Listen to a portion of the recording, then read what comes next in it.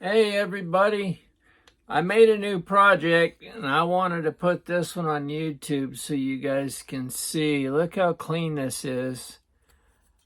And I see a few hairs hanging. It uses very few supports. It has to put some up under this gear because it prints like this. But this is the loudest clicker I've heard so far. Are you ready?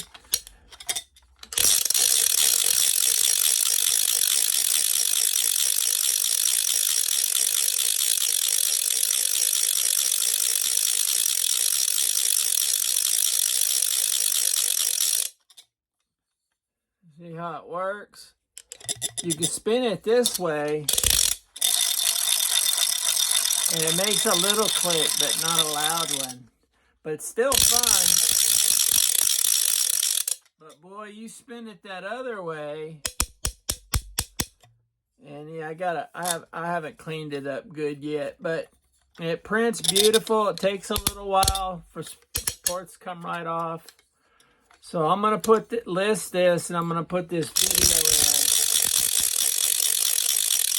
So you guys have fun.